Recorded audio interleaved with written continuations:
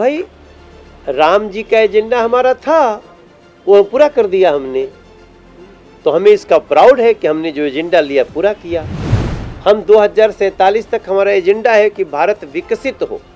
विकसित भारत होने का मतलब होता है, विकसित देश होने का मतलब होता है।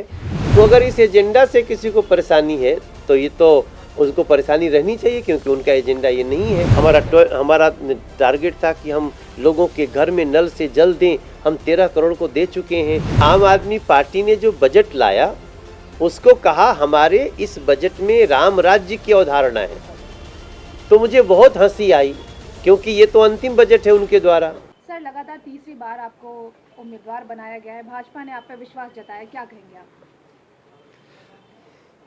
भारतीय जनता पार्टी शीर्ष नेतृत्व का बहुत आभार है, धन्यवाद है। हमारे नेता नरेंद्र मोदी जी का जितना भी धन्यवाद करें कम है। लेकिन दूसरी तरफ एक और बात है, अभी भारतीय जनता पार्टी में ये कल्चर चल चुका है। आपने देखा होगा छत्तीसगढ़ चुनाव, मध्य प्रदेश चुनाव, राजस्थान चुनाव। अब पार्टी में वीआईपी कल्चर खत्म है कि ये बहुत दिन से है तो इसको बहुत बड़ा मिलेगा, ऐसा नहीं है। अब जो बहुत वरिष्ठ है उसका काम कुछ और भी हो सकता है। ये सौभाग्य है कि मुझे अभी सांसद लड़ने का जिम्मेदारी पार्टी ने दे दिया, और इसके साथ साथ हमारी जिम्मेदारी राष्ट्रीय स्टार प्रचारक की भी है।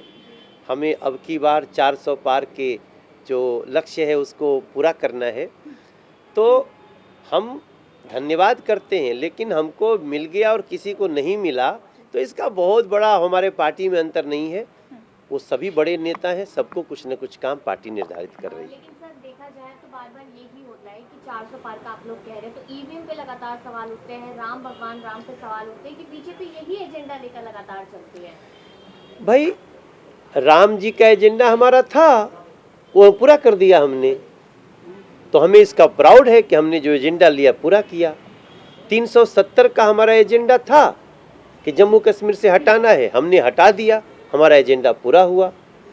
भारत को तीसरी सबसे बड़ी आर्थिक शक्ति बनाने का हमारा एजेंडा है, और हमें पूरा विश्वास है कि नरेंद्र मोदी जी के तीसरे कार्यकाल में हम दुनिया की तीसरी सबसे बड़ी इकोनॉमी बन जाएंगे।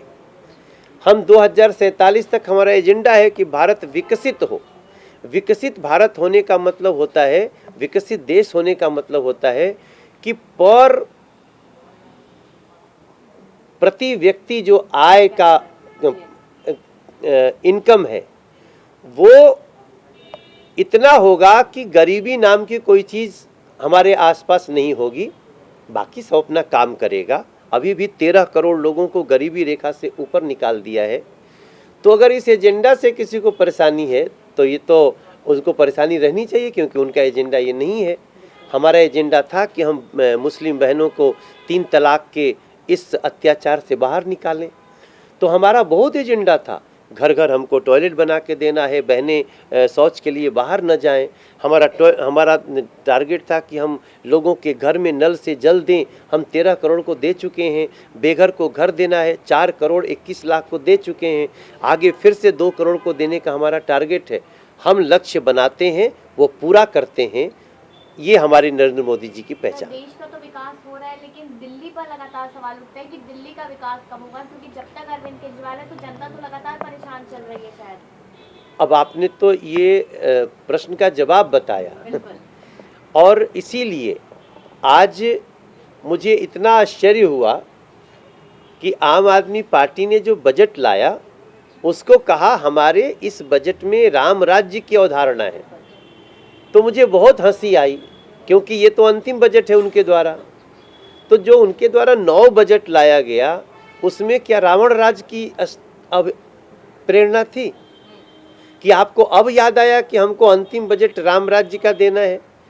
तो राम राज्य का बजट हम देंगे, राम राज्य का बजट नरेंद्र मोदी के सिपाही देंगे, जब साल भर बाद आम आदमी पार्टी को दिल्ली से भी हटा देंगे। और दिल्ली को खुशियों का हक है, दिल्ली को साफ पानी का हक है, दिल्ली को घर घर नल से जल का हक है, दिल्ली को प्रदूषण मुक्त रहने का हक है, दिल्ली को स्वच्छ जमुना का हक है। वो सारा दिल्ली की साफ सुथरी और व्यवस्थित गलियों का हक है, वो पतली ही क्यों ना हो। लंदन में भी पतली गलियां होती हैं लेकिन क्लीन होती हैं, पानी नहीं बहता है।